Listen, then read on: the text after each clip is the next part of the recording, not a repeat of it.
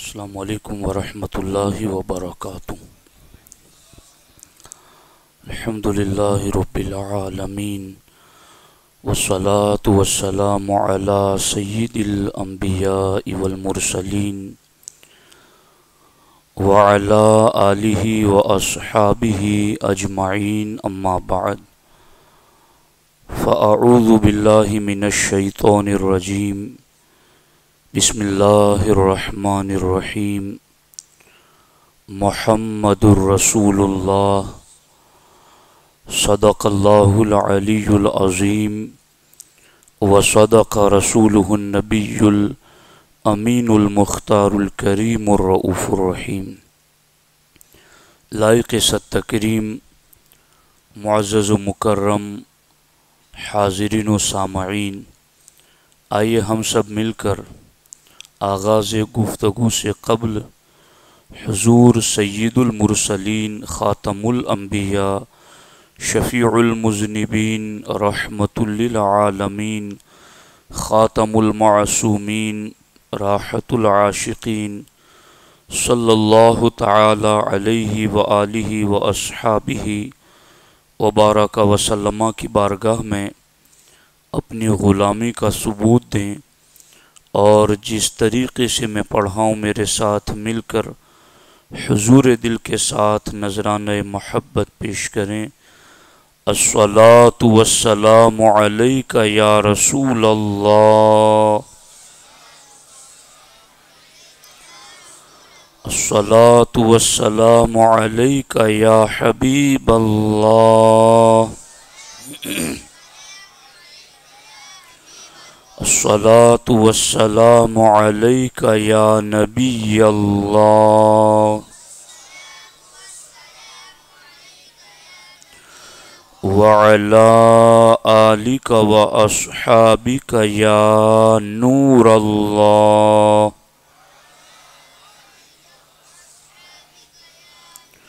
صلی اللہ تعالی علیہ وسلم۔ اللہ رب العزت کا بے پناہ فضل و کرم، احسان اور شکر ہے کہ اس رب لم یزل کی توفیق سے میں اور آپ نماز عشاء کے بعد مسجد میں محفل میلاد میں شریک ہیں۔ اللہ جل شانہ محفل میلاد کی برکتوں سے ہم سبوں کو مالا مال فرمائے۔ دوستان محترم، نماز عشاء میں نے مولانا طلحہ صاحب کے پیچھے ادا کی۔ ماشاء اللہ قراءت اور قرآن پڑھنا سن کر دل بہت خوش ہوا۔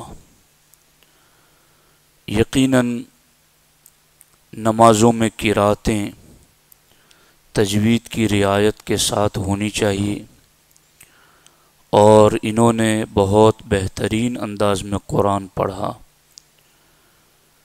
چونکہ بہت ساری جگہوں پر اس قسم کے معاملات ہوتے ہیں کہ نماز ادا کرتے ہیں اور قرأت کے اتنے مسائل کہ جن کی وجہ سے دل مطمئن نہیں ہو پاتا، اور جب ایسے ماحول میں اچھے قرآن پڑھنے والے کو سنتے ہیں تو دل واقعی میں خوش ہو جاتا ہے۔ اور پھر اگر آپ پیچھے کھڑے رہ کر قرآن سمجھ بھی رہے ہوں کہ پڑھا کیا جا رہا ہے تو اس کا حسن اور بڑھ جاتا ہے۔ تو ان کو بھی میں مبارکباد پیش کرتا ہوں، اور اس موقع پر مجھے اس محفل میں حافظ الطاف صاحب مرحوم بھی یاد آ رہے ہیں کہ جو محفل میلاد میں یہاں شریک رہتے تھے اور نہایت ہی والہانہ انداز میں محفل میلاد کے انعقاد میں بھرپور حصہ لیتے تھے۔ اللہ تعالیٰ ان کے درجات بلند فرمائے۔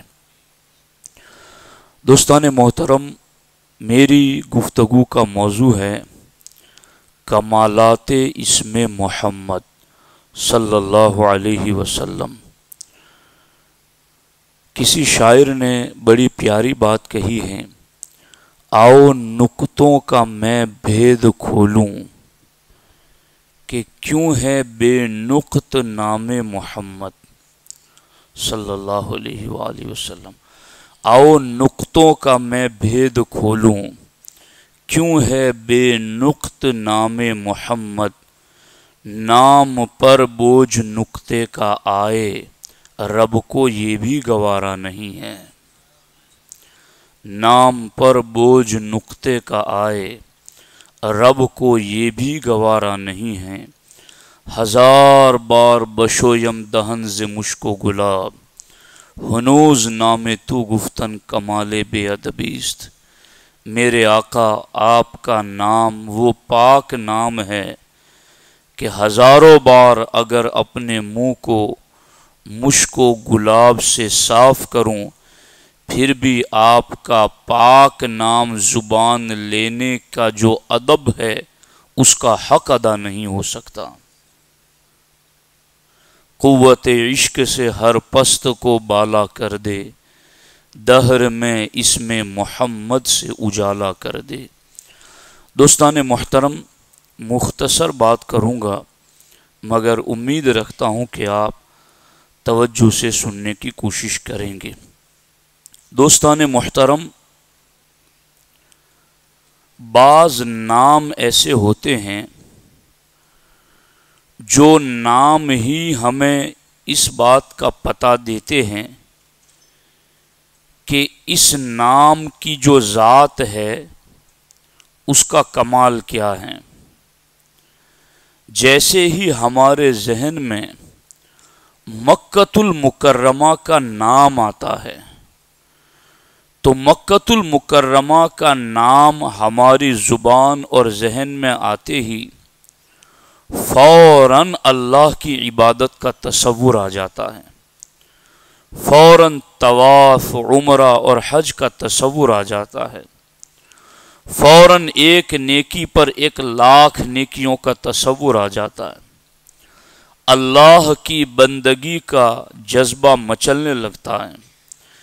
جیسے ہی زبان پر مدینۃ المنورہ کا نام آتا ہے تو ایک ایسا نقشہ ذہن میں تیار ہوتا ہے کہ جہاں پر چلنے والے ادب کے ساتھ چلتے ہیں، جہاں گزرنے والے اپنی سانسوں کا شور بھی بلند نہیں ہونے دیتے۔ تو کچھ نام ایسے ہوتے ہیں جو نام ہی ان ذوات کی اہمیت اور ان کے کمالات کا پتہ دیتے ہیں۔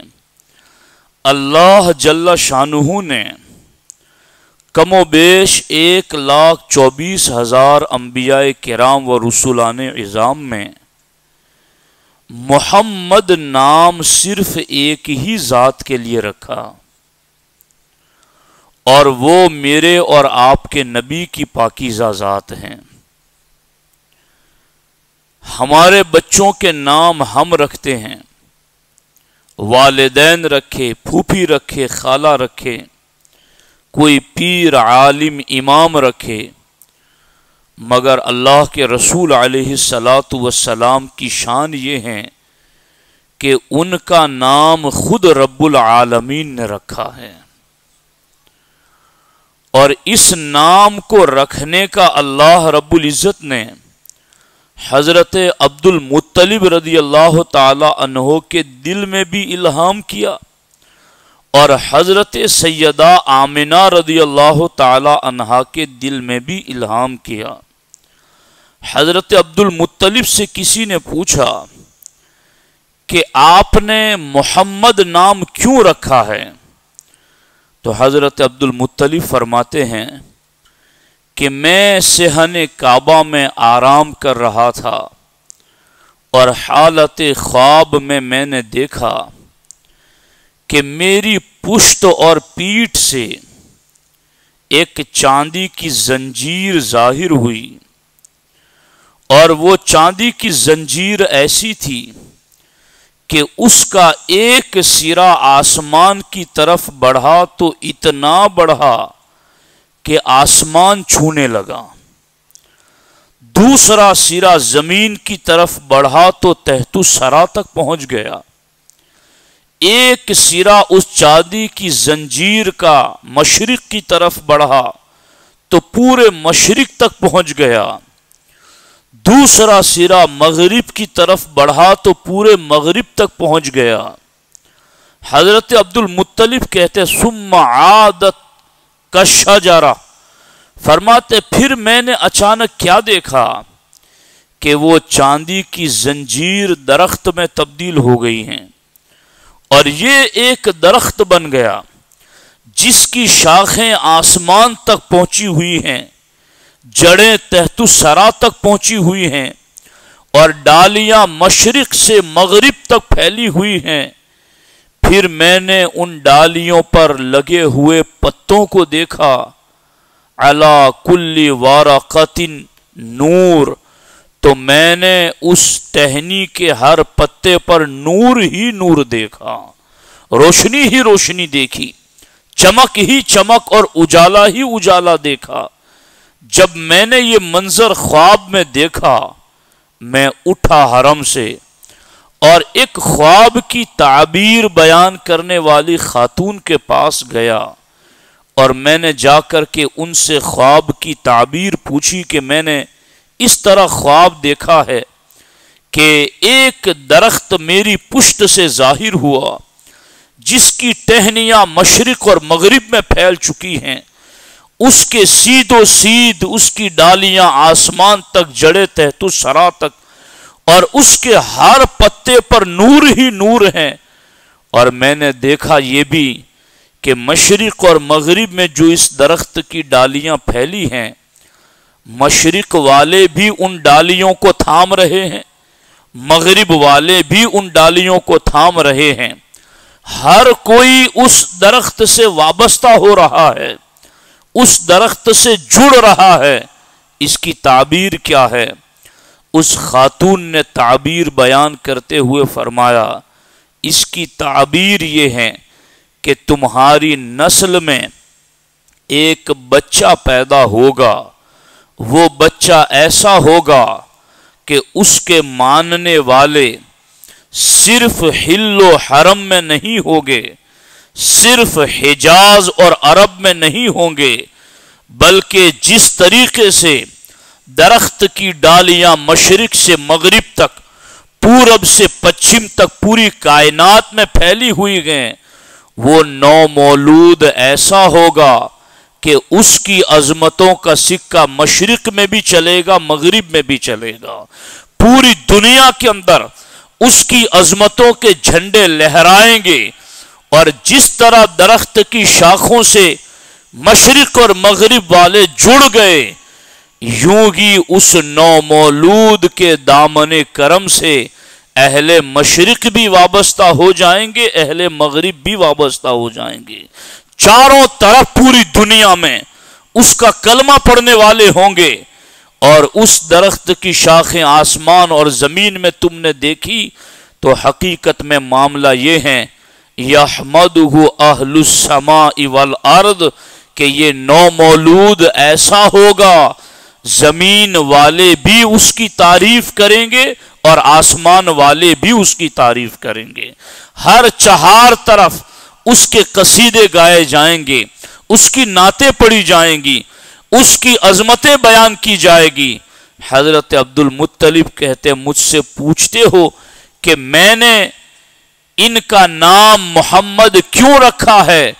اللہ نے جب یہ شان میرے فرزند کو عطا کی ہے تو پھر میں نے اسی وجہ سے ان کا نام محمد رکھا ہے، کہ محمد یعنی جن کی بار بار تعریف کی جائے، جن کی ہر جگہ تعریف کی جائے، جن کی ہر زمانے میں تعریف کی جائے۔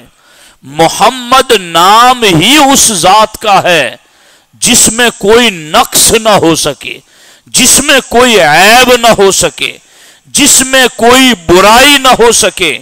محمد نام جس طرح مکہ کا نام آتے ہی ایک تصور ذہن میں آتا ہے، مدینہ کا نام آتے ہی ایک تصور ذہن میں آتا ہے، یوں ہی دین، عقیدے اور اسلام کو جاننے والے اس بات کو اچھے طریقے سے سمجھتے ہیں کہ جہاں محمد نام آتا ہے پھر ذہن میں یہی تصور آتا ہے یہ وہ ذات ہیں کہ ان کو جس اینگل سے ہم دیکھیں ہر جہت سے اللہ نے انہیں کمال ہی کمال عطا فرمایا ہے، انہیں اللہ نے قابل تعریف اور لائق ستائش بنایا ہے، ان کا علم بھی لائق تعریف، ان کی نگاہیں بھی لائق تعریف، ان کی سماعت بھی لائق تعریف، ان کی زبان بھی لائق تعریف، ان کے ہاتھ ہو، ان کے پاؤں ہو، ان کا لعاب دہن ہو اور ان کے منہ مبارکہ ہو، حتیٰ کہ ان کے صحابہ ہو، ان کی اہل بیت ہو یا ان سے تعلق رکھنے والی ہر چیز ہو، اللہ نے اس ذات کو ایسا نام دیا ہے کہ اس ذات کو جس اینگل سے آپ دیکھیں گے اللہ نے لائق تعریف ہی بنایا ہے۔ اس لیے آپ دیکھیں اللہ کے رسول علیہ السلام کا نام محمد رکھا گیا۔ ہم نے انبیاء کرام کی فہرست بھی دیکھی تو انبیاء کرام کے نام، ہر نبی کا نام بابرکت ہے اور ہر نبی کے نام میں کوئی نہ کوئی ایک لغت والے معنی کی وجہ رہی۔ جیسے حضرت آدم علیہ السلام کا نام آدم کیوں پڑا؟ تو آدم کا معنی ہے گندمی رنگ والا، یعنی جس کا رنگ گیہوں کے رنگ جیسا ہو۔ تو چونکہ حضرت آدم علیہ السلام کا رنگ گندم گیہوں کے رنگ جیسا تھا تو ان کا نام آدم رکھا گیا۔ حضرت نوح علیہ السلام، نوح کا معنی ہے گریہ وزاری کرنے والا، تو چونکہ حضرت نوح علیہ السلام بہت زیادہ اللہ کی بارگاہ میں روتے تھے، الحاح و زاری کرتے تھے، تو پھر ان کا نام ہی نوح رکھا گیا۔ حضرت اسحاق علیہ السلام کی اولاد میں حضرت یعقوب علیہ السلام بعد میں پیدا ہوئے، تو چونکہ عقب سے بنا ہے یعقوب اور یعقوب کا معنی ہے بعد میں آنے والا، تو چونکہ وہ بعد میں آئے تو ان کا نام یعقوب رکھا گیا۔ تو آپ ناموں کو دیکھیں گے تو ناموں میں بھی ان کی کسی نہ کسی صفت کا لحاظ رکھ کر نام رکھا گیا کہ جہاں ذات کا رنگ گندم والا تھا تو نام آدم رکھا گیا، جہاں ذات رونے گڑ گڑانے والی تھی تو نام نوح رکھا گیا، جہاں اولاد میں آنے والا بعد میں تھا تو نام یعقوب رکھا گیا۔ صفحے انبیاء کے اندر اللہ نے محمد نام صرف ایک ذات کا رکھا، اور وہ ایک ذات ایسی ہے کہ ان کا نام محمد اللہ نے رکھا ہی اس وجہ سے ہے، آدم کو اس لیے کہ وہ گندم سے مشابہ ہے رنگ، نوح کو اس لیے کہ وہ نوحہ گریہ وزاری کرتے ہیں، یعقوب کو یعقوب اس لیے کہ وہ عقب یعنی بعد میں آئے۔ محمد کا نام محمد کیوں رکھا گیا؟ تو محمد نام اس ذات کریم کا اس وجہ سے رکھا گیا کہ یہ وہ ذات ہیں کہ ان کی تعریف فرشتے بھی کرتے ہیں، جبریل بھی کرتے ہیں، ملائک بھی کرتے ہیں، شجر و حجر بھی کرتے ہیں، انسان بھی کرتے ہیں، بلکہ یہ کہوں تو بیجا نہیں ہے کہ مخلوق بھی جن کی تعریف کرتی ہے اور خالق بھی جن کی تعریف کرتا ہے۔ تو اللہ نے نام ایک ذات کا محمد رکھا، اس ذات کو اللہ نے محمد نام کے قابل بنایا ہے، محمد ذات کے قابل اور لائق بنایا ہے کہ جس اینگل سے انہیں دیکھے یہ لائق تعریف، جس جہت سے آپ دیکھیں یہ قابل تعریف۔ تو دیکھیں تو صحیح، اللہ رب العزت نے جب یہ شان عطا کی ہے ہمارے آقا علیہ الصلوۃ والسلام کو، تو پھر اگلے نبیوں کی سیرت پڑھیں۔ ہر نبی نے حضور کا تذکرہ اپنی امت کے سامنے فرمایا، ہر نبی کی کتاب میں حضور کے تذکرے موجود، ہر نبی کی زبان پر حضور کی تعریف موجود۔ آئے تو سب سے اخیر میں مگر ذکر ان کا سب سے پہلے ہی سے شروع ہو چکا تھا.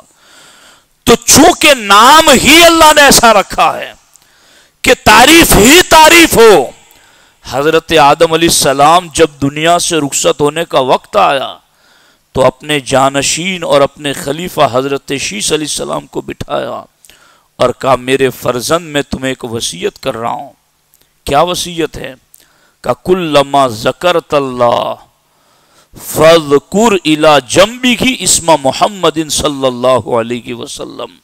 اے میرے فرزند، میں تمہیں تاکید کرتا ہوں کہ جب بھی تم اللہ اللہ کا ورد کرنا تو ساتھ میں محمد محمد کا بھی ذکر کرنا.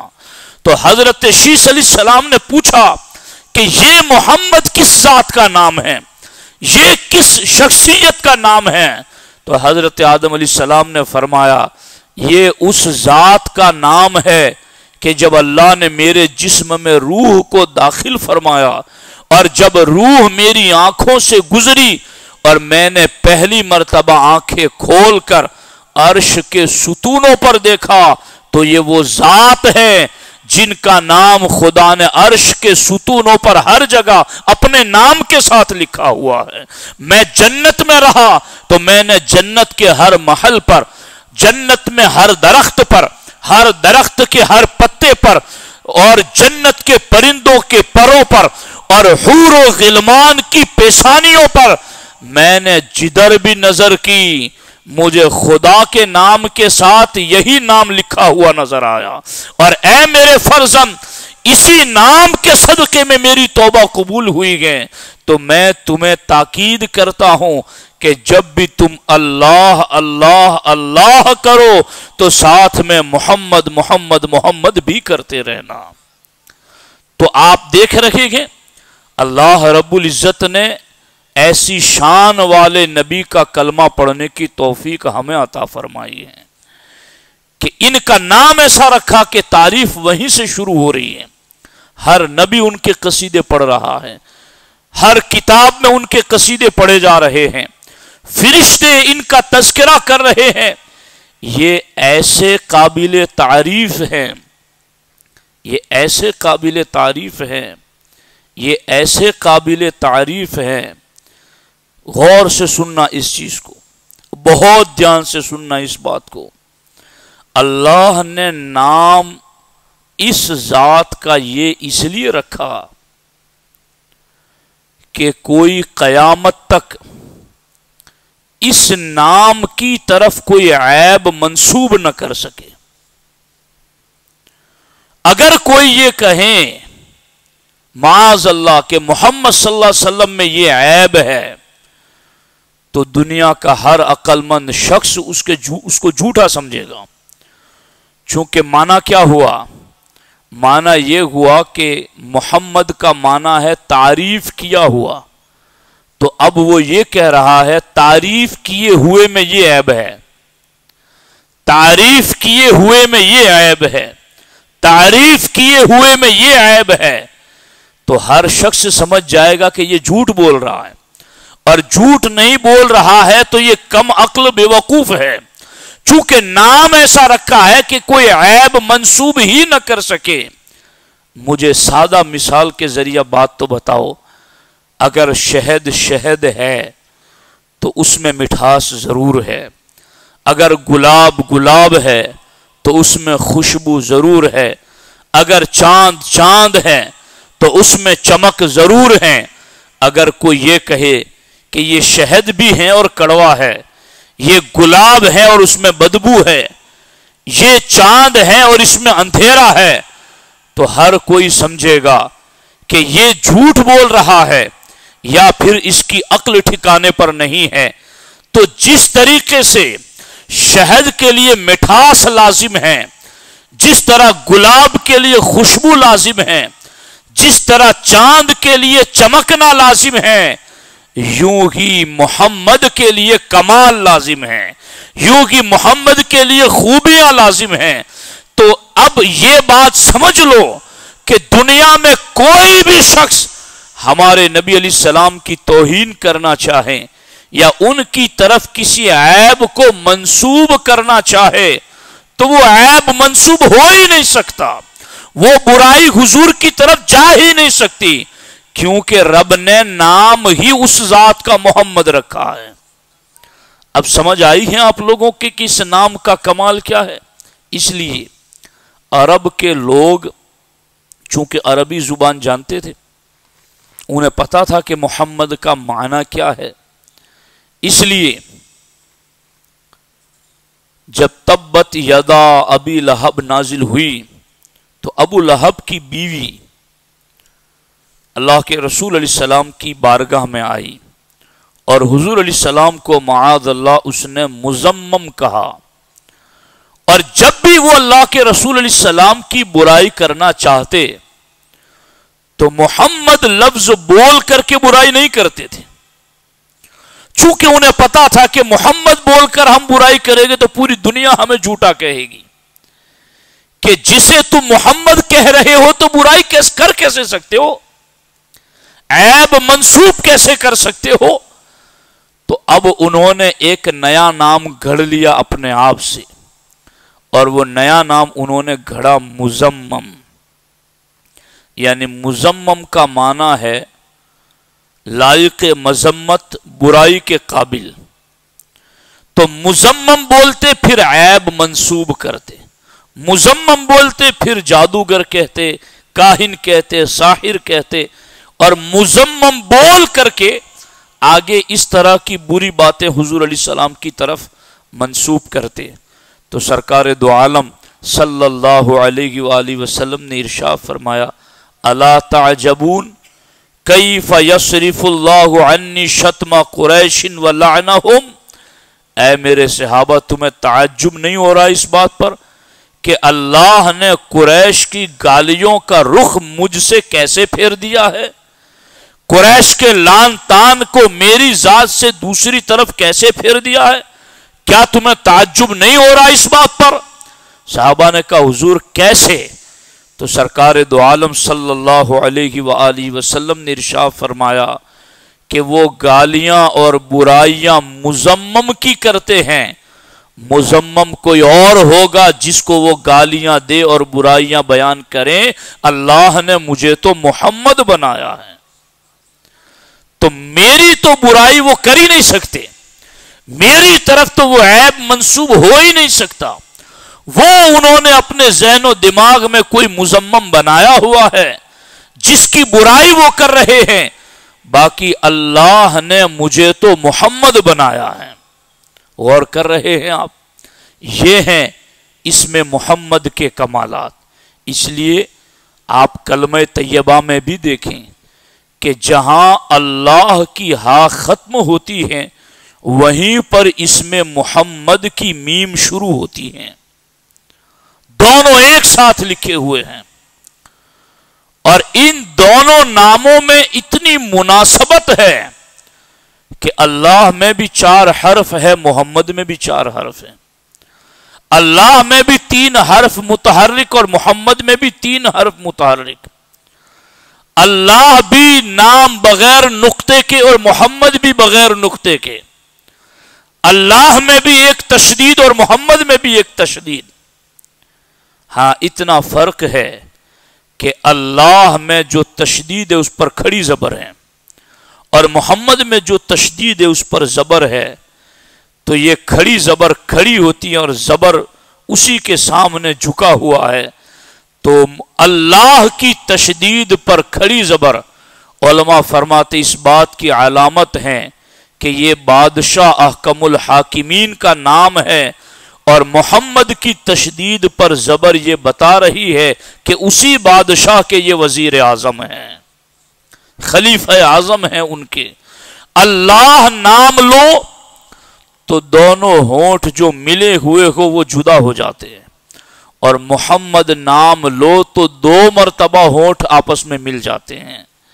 اس کا مطلب یہ ہے کہ محمد گرتوں کو خدا سے ملانے کے لیے آئے ہیں، وہ اللہ تک پہنچانے کے لیے آئے ہیں۔ اس نام کے کمالات اتنے زیادہ ہے، اللہ اور محمد صلی اللہ علیہ وآلہ وسلم کسی کے نام سے کوئی ایک حرف نکال دیا جائے تو نام کا معنی بے مطلب ہو جاتا ہے، معنی رہ نہیں جاتا. لیکن اللہ اور محمد یہ دو نام ایسے ہیں کہ ان میں سے جتنے بھی حرف نکالو معنی میں کوئی فرق نہیں پڑتا، معنی میں کوئی فرق نہیں پڑتا. جیسے آپ اللہ سے حمزہ نکال دے پہلے والا تو رہ جائے گا للہ. تو قرآن میں ہے للہ ما فی السماوات و ما فی الارض، حمزہ نکل گئی مگر معنی میں کوئی فرق نہیں آیا. پھر پہلا لام آپ نکال دیں تو لہو رہ جائے گا. تو قرآن میں ہے لہو ما فی السماوات و ما فی الارض، اس کا بھی معنی وہی ہے جو اللہ کا ہے. اور لام نکال دے اور صرف ہو رکھ لیں تو یہ بھی قرآن میں ہے انہو هو الغفور الرحیم لا الہ الا ہو. تو یہاں جو حرف ہو ہے اس کا بھی مطلب پورے کا پورا اللہ کا ترجمہ بنتا ہے. تو حرف آپ ہٹاتے جاؤ مگر معنی میں کوئی فرق نہیں آتا. یوں ہی آپ اس میں محمد کو دیکھ لیں کہ اس میں بھی آپ ایک ایک حرف ہٹاتے جائے مگر معنی میں کوئی فرق نہیں آتا. محمد سے سب سے پہلے آپ میم نکال دیں تو رہ گیا حمد. اور حمد کو مصدر کے معنی میں لے تو اس کے دو مطلب ہوتے ہیں. اس میں فاعل کے معنی میں ہو تو اس کا معنی ہوتا ہے بہت زیادہ اللہ کی تعریف کرنے والا، اور اس میں مفعول کے معنی میں لے تو ترجمہ ہوتا ہے وہ ذات جس کی بہت زیادہ تعریف کی گئی ہے. دونوں برابر ہے. اور اگر حمد میں سے ہا کو بھی نکال دے صرف مد کو رکھے تو مدن یہ مصدر ہے، اور مدن کا معنی ہے کھینچنے والا، یعنی بندوں کو کھینچ کر خدا تک پہنچانے والا. اور اگر مدن کی میم کو بھی نکال دے صرف دال کو رکھ لیں تو دال کا معنی بھی ہے رہبر اور رہنما. تو ادھر اللہ کے اسم میں سے ایک ایک حرف کو آپ نکالتے جائے پھر بھی معنی کا حسن برقرار رہتا ہے، معنی کی خوبیاں برقرار رہتی ہیں. اللہ نے اپنے محبوب کا نام بھی ایسا رکھا کہ حرف ہٹاتے جائیں پھر بھی معنی کے کمال میں کوئی کمی نہیں آتی ہے بلکہ اس کا حسن بڑھتے ہی چلا جاتا ہے. یہ بھی کمال ہے اس میں محمد صلی اللہ علیہ وسلم کا. حضرت بابا فرید مسعود گنج شکر رحمت اللہ تعالی علیہ ارشاد فرماتے ہیں کہ حضرت موسیٰ کلیم کے سامنے جب قارون نے توہین کی تو موسیٰ علیہ السلام نے زمین کو حکم دیا یا ارض خذی، اے زمین اس کو پکڑ لے. تو زمین میں وہ دھنسنے لگا، ٹخنوں تک، گھٹنوں تک، کمر تک. پھر آپ حکم دیتے گئے اور وہ زمین میں دھنستا گیا. چوتھی زمین تک وہ پہنچا نیچے دھنستے ہوئے کہ چوتھی زمین کی مخلوق نے پوچھا کہ تو نے کون سا گناہ کیا تھا جس کے جرم میں تجھے اتنی بڑی سزا دی جا رہی ہے کہ زمین میں دھنسایا جا رہا ہے.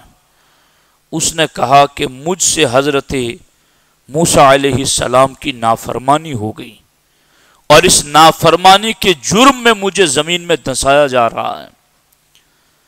جیسے ہی اس نے یہ کہا اللہ جل شانہ نے فرشتوں کو حکم دیا کہ اب اس کو زیادہ زمین میں نہ دھنسانا، اب اس کو یہیں روک دو، اب زیادہ عذاب والا دھنسانا نہ رہے. فرشتوں نے عرض کیا کہ یا اللہ اس میں کیا راز ہے؟ کہا دیکھتے نہیں کہ اس کی زبان پر میرے کلیم کا نام آ گیا، میرے کلیم کا نام آ گیا. اتنی بات کہتے کہتے حضرت بابا فرید مسعود گنج شکر علی رحمہ رو پڑے۔ لوگوں نے کہا حضور کیوں رو رہے ہیں؟ کہا جس کی زبان پر موسیٰ کلیم کا نام آئے تو اللہ کو موسیٰ کلیم کے نام کا اتنا لحاظ ہے تو اس میں محمد کا کتنا لحاظ ہوگا جو موسیٰ کے بھی نبی ہیں۔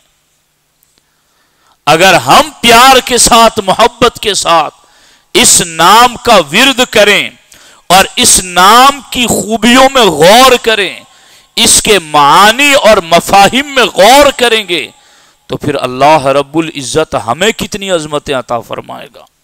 تو یہ ہیں ناموں کی برکتیں، یہ ہیں ناموں کے کمالات۔ اللہ رب العزت نے یوں اس میں محمد میں خوبیاں عطا کی ہیں۔ تو میرے بھائیوں، اس نام کو جب آپ پڑھو، یعنی میں بہت خاص بات کہہ رہا ہوں، اس کو تھوڑا توجہ سے سن لیجیے۔ آدمی جب یہ کہتا ہے نا کہ پانی لاؤ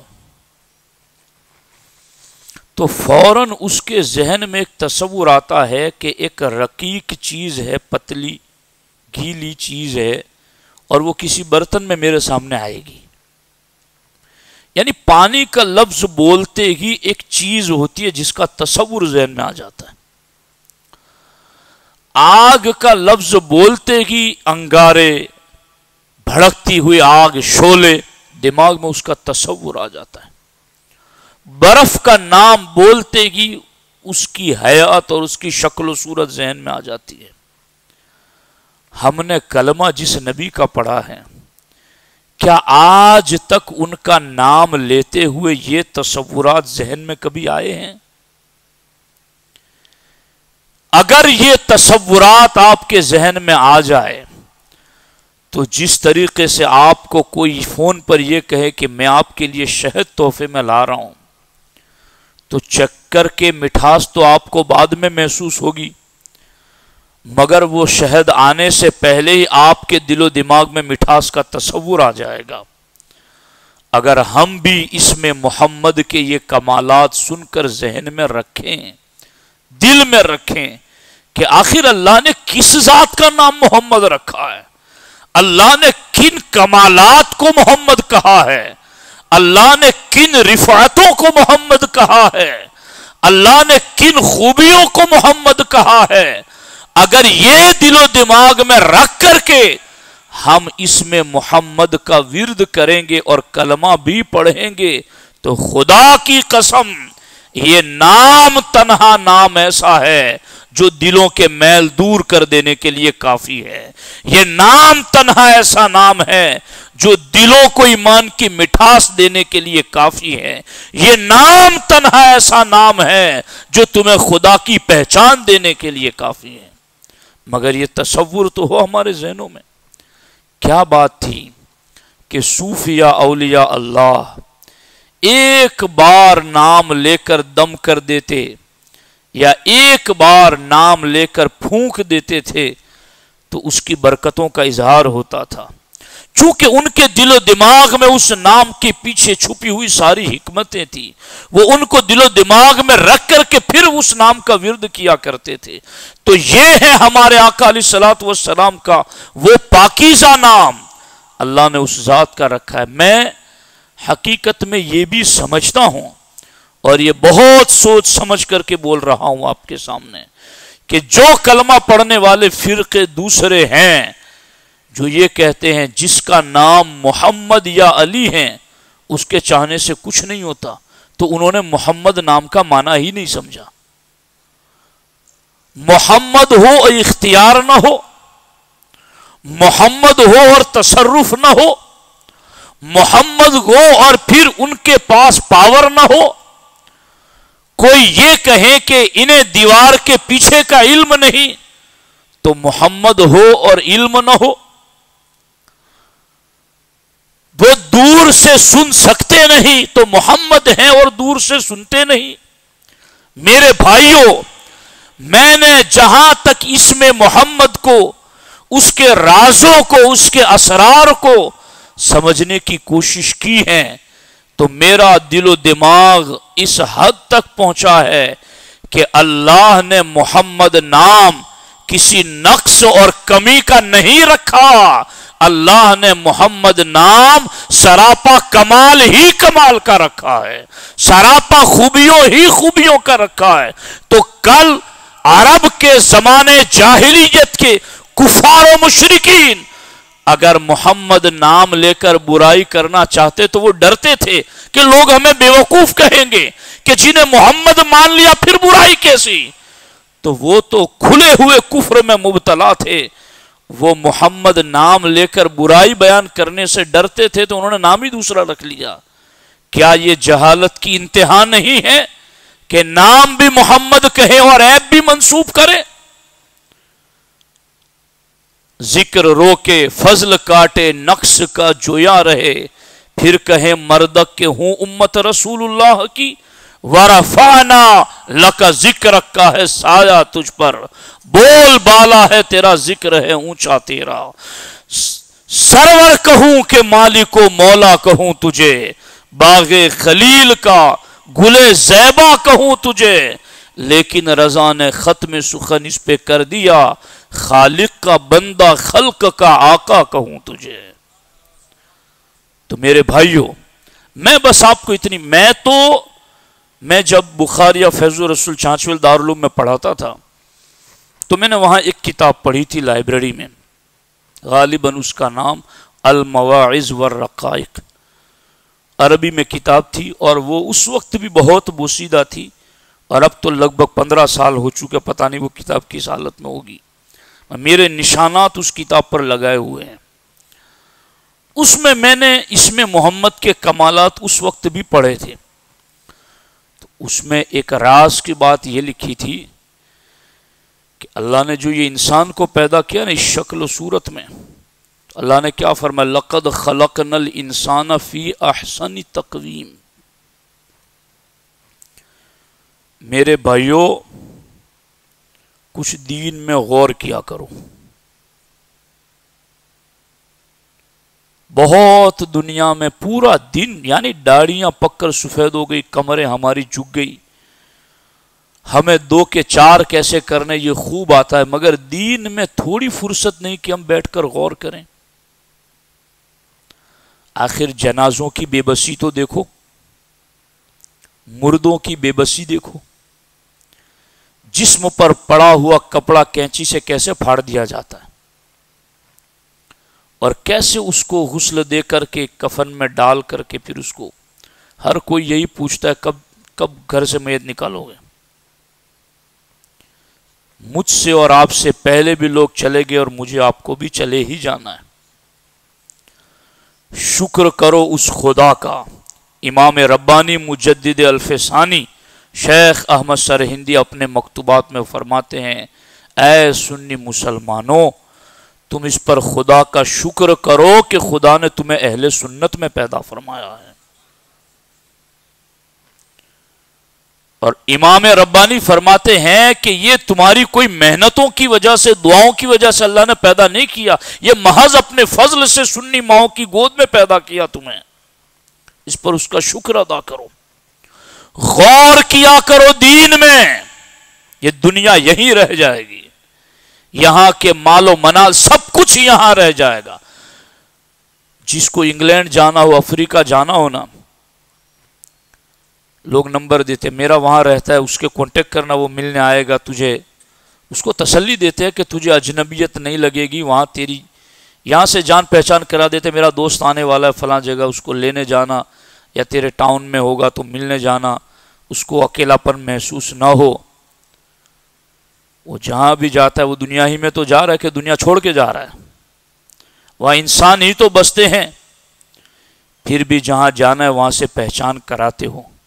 قبر میں جانا ہے، نبی سے پہچان کراؤ، حضور کی پہچان رکھو اور حضور پر ایمان کامل رکھو، اور حضور کے بارے میں اپنے دل کے اندر ذرہ برابر وسوسے کا کوئی خیال تک نہ آنے دو. چونکہ نام اللہ نے ایسا رکھا ہے کہ تمہیں نام ہی سے پتہ چل جانا چاہیے یہ ذات کیسی ہے. ابھی دنیا میں سارے نبیوں میں اخیر میں آئیں گے اور آدم اپنے جانشین کو لے کے تنہائی میں بیٹھے، بیٹا جب اللہ اللہ کرنا تو ساتھ میں محمد محمد بھی کرنا۔ یہ نبی وصیت کر رہے ہیں اپنے جانشین، اپنے بعد والے نبی کو۔ تو میں اور آپ معصوم ہیں، وہ معصوم نبی ہیں، مگر انہیں بھی محمد کے سہارے کی کتنی ضرورت ہے۔ وہ کتنا ضروری سمجھتے تھے اپنی اولاد کو اس حوالے سے تاکید کرنا۔ تو خام خیالی میں مت رہو۔ جوان یہ نہ سمجھے ہم بوڑھے ہوں گے تب مریں گے، بوڑھے یہ نہ سمجھے کہ وہ بہت زیادہ بستر پر لیٹ جائیں گے تب مریں گے، کوئی ٹھکانہ نہیں ہے۔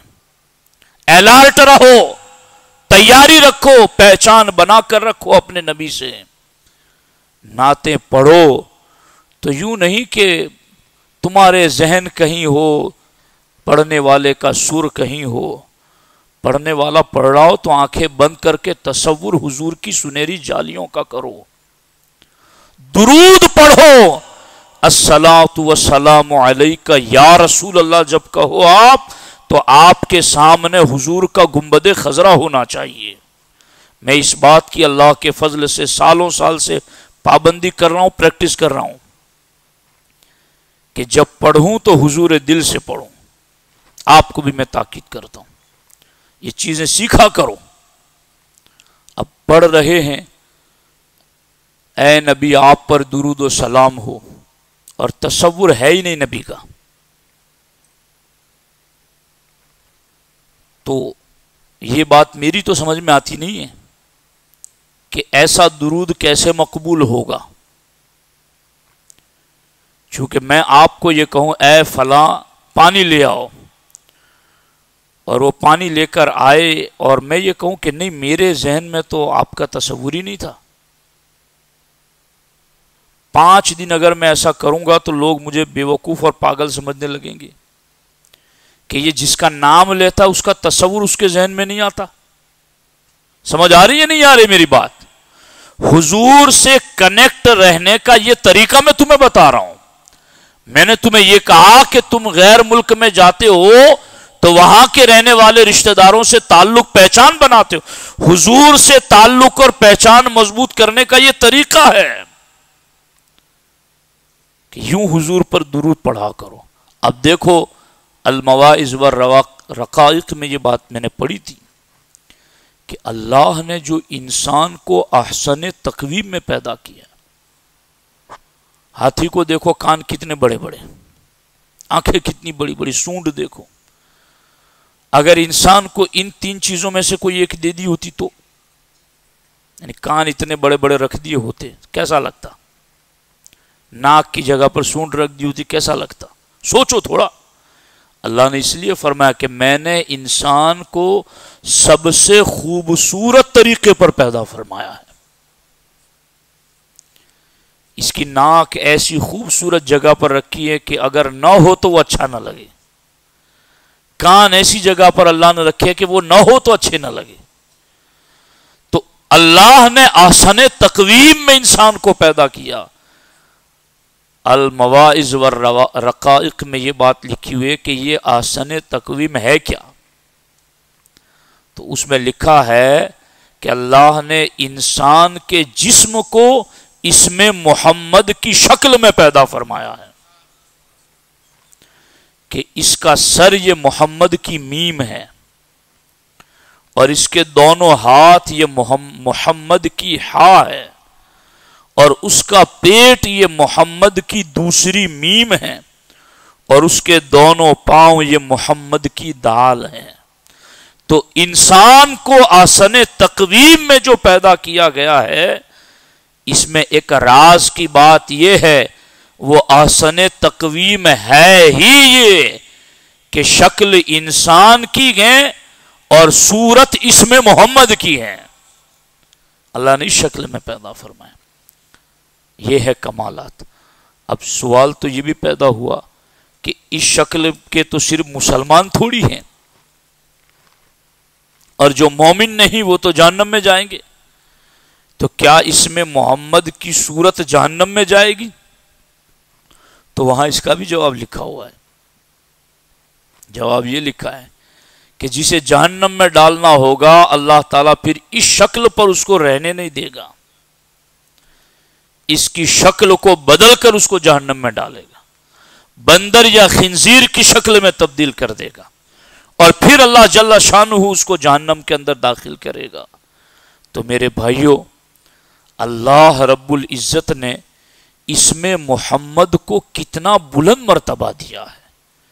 جنت میں درختوں پر، جنت کے محل پر نام لکھا ہوا ہے۔ گھر کا جو مالک ہوتا ہے وہ گھر پر اپنا نام لکھتا ہے یا اپنے سب سے بڑے محبوب کا نام لکھتا ہے، یہی تو ہوتا ہے۔ اللہ نے جنت کے گیٹ پر محمد لکھا ہوا ہے، تو اس سے بھی یہ منظور ہے کہ یہ اللہ کے سب سے بڑے محبوب ہیں اور یہ مالک جنت ہے۔ تو میرے بھائیوں، اعلی حضرت نے اس نام کو اپنے دل میں اتنا بسایا، اتنا بسایا، اتنا بسایا کہ فرماتے اگر میرا دل چیر کر دیکھا جائے تو ایک طرف اللہ لکھا ہوگا، دوسری طرف محمد لکھا ہوگا۔ خدا ایک پر ہو تو ایک پر محمد، یہ سرکار مفتی اعظم ہند کا شعر ہے۔ خدا ایک پر ہو تو ایک پر محمد، اگر قلب اپنا دوپارہ کروں میں، یعنی اگر قلب کو اپنے دو ٹکڑوں میں بانٹوں تو تمہیں نظر آئے گا کہ ایک پر اللہ لکھا ہوگا، ایک پر محمد لکھا ہوگا۔ صوفیاء کرام ہے نا، ان ناموں کو دلوں پر نقش کرنے کے لیے بہت کچھ کرتے تھے، دھیان لگاتے تھے، تنہائی میں بیٹھتے تھے اور آنکھیں بند کر کے دنیا کی ہر چیز سے توجہ ہٹا کر اسی نام پر توجہ اور اس نام کو کھینچ کر اپنے دل میں لاتے۔ شاید میری باتیں آپ کے سمجھ میں آ رہی ہو، کرو ایسا کرو، میں تمہیں کرنے کے لیے کہہ رہا ہوں، سنا صرف نہیں رہا ہوں۔ وقت نکالو تھوڑا، نماز سے پہلے کچھ دیر پہلے آ جایا کرو، درود شریف پڑھو حضور علیہ السلام پر، اور پھر اس میں محمد کو آنکھیں بند کر کے تصور میں لاؤ، اس میں محمد ایسا ہے، اور پھر اس کو کھینچ کر لا رہے ہو گویا تم، اور اپنے دل میں بٹھا رہے ہو۔ یہ تصور کرو، انشاءاللہ الرحمن جب اس طریقے سے ہم درود پڑھیں گے اور اس طریقے سے اس میں محمد کو تصور باندھ کر اپنے دل کے اندر اس نام کو ہم لائیں گے تو انشاءاللہ یہ نام جہاں بھی آتا ہے وہاں نور ہی نور پھیلا دیتا ہے۔ یہ نام جنت پر بھی لکھا ہوا ہے، دل پر آ جائے گا تو پھر یہ دل والا بھی جنت میں پہنچ جائے گا اور دنیا میں رہتے رہتے اسے جنت کی لذت محسوس ہوگی۔ تو اللہ تعالیٰ نے ایک ذات کا نام محمد رکھا۔ ایک بات اور بھی عرض کر دوں، حضرت امام محمد بن مرزوق رضی اللہ تعالیٰ عنہ بہت بڑے امام گزرے ہیں۔ وہ کہتے ہیں کہ میرے والد محترم کے یہاں جتنے بھی لڑکے پیدا ہوتے سب انتقال کر جاتے، کوئی لڑکا جیتا نہیں تھا۔ ہوتا ہے کئی لوگوں کو ایسا ہوتا۔ تو جب میں پیدا ہوا، امام محمد بن مرزوق کہتے ہیں، تو میرے والد صاحب نے میرا نام ابو الفضل رکھا، ابو الفضل، اور میں سخت بیمار ہو گیا تھا۔ میری بھی حالت میرے اگلے بھائیوں جیسی تھی کہ اب جائے تب جائے۔ اتنے میں میرے نانا آئے ہمارے گھر اور پوچھا کہ اس کا نام کیا رکھا ہے؟ کہ اس کا نام ہم نے ابو الفضل رکھا ہے۔ تو بہت غصہ ہوئے اور کہا اس میں فضل کی کون سی بات ابھی سے آ گئی ہے کہ اس کا نام ابو الفضل تم نے رکھ دیا؟ اور ان کی عادت تھی، محمد بن مرزوق علیہ رحمہ فرماتے میرے نانا کی، کہ جس کسی کا نام اس میں محمد کے علاوہ دیکھتے اس کو ڈانٹتے تھے کہ نام محمد کیوں نہیں رکھتے تم؟ اس طرح۔ تو جب میں سخت بیمار تھا تو میرے نانا نے کہا کہ اس کا نام بدل کر محمد نام رکھ دو۔ حضرت امام محمد بن مرزوق کہتے جیسے ہی میرا نام بدلا تمام بیماریاں دور ہو گئی۔ اور یہ جب واقعہ انہوں نے بیان کیا تو فرماتے ہیں اس وقت میں 40 سال کا ہو چکا ہوں، ابھی تک بیماری پلٹ کر کے نہیں آئی، اور میں اللہ سے سوال کرتا ہوں کہ اب یہ مرض نہ مجھے دنیا میں آئے نہ آخرت میں آئے، کیونکہ میرا نام محمد رکھ دیا گیا ہے۔ اس نام کے کمالات اتنے زیادہ ہیں کہ اس نام کا دسترخوان پر ہوتا ہے تو دسترخوان میں بے برکتی نہیں ہوتی، گھر میں ہوتا ہے تو گھر میں برکتوں کا نزول ہوتا ہے۔ تو اس نام کو جو حضور کے صدقے میں کمال ملا ہے، اب امت بھی اگر اس نام کو رکھتی ہیں تو اللہ جل شانہ اس نام کی برکتیں گھر والوں کو، والدین کو دنیا میں بھی دیتا ہے اور آخرت میں بھی عطا فرمائے گا۔ اس لیے میرے ساتھیوں، یہ نام بڑا کمال والا ہے، اس نام کو دل میں لانے کی کوشش کرو، دل پر نقش ہو جائے ایسی کوشش کرو، دھیان لگاؤ، بیٹھ کر کے، سوچ کر کے، توجہ لگا کر کے، اور درود پڑھو تو اپنے نبی علیہ الصلوۃ والسلام کی سنہری جالیوں کا، گنبد خضرا کا اور حضور کی ذات کا تصور کر کے حضور علیہ السلام پر درود پڑھو۔ اگر اس طریقے سے ہم محافل میلاد کرتے رہیں گے اور آقا علیہ السلام پر درود پڑھتے رہیں گے اور تھوڑا تھوڑا وقت نکال کر اپنے آقا کے اسم مبارک کو اپنے دل میں لانے کی جد و جہد اور کوشش کرتے رہیں گے، انشاءاللہ پہچان مضبوط ہو جائے گی، اور جب پہچان مضبوط ہو جائے گی تو پھر قبر اور آخرت کا ڈر نہ رہے گا۔ پھر کیا ہوگا؟ پھر ہوگا لا خوف علیہم ولا ہم یحزنون۔ پھر یہ ہوگا کہ تمہیں یہ کہا جائے گا یا ایتھا النفس المطمئنہ ارجعی الی ربک راضیۃ مرضیہ فادخلی فی عبادی وادخلی جنتی۔ یہ بشارت موت سے پہلے ہمارے کانوں میں سنائی دے گی جب یہ نام دل میں آ جائے گا۔ اللہ کریم مجھے آپ کو سب کو اس اسم پاک کی برکتوں سے مالا مال فرمائے۔ اللہ جل شانہ محفل میلاد کی برکتوں سے ہم سبوں کو مالا مال فرمائے۔ السلام علیکم ورحمۃ اللہ وبرکاتہ۔ صلاۃ